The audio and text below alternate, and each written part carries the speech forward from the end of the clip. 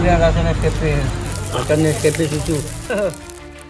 Dia punya buah dah nampak macam lain sikit. Kita buka.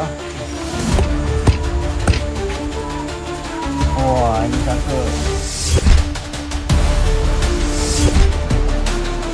Cantik, wow.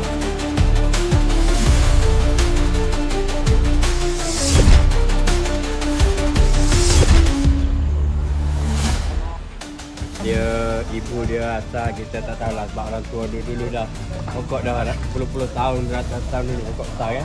Kan ni dia dah tumbang, anak dia dah ada. Ini dah pekat generasi yang kedua lah ni.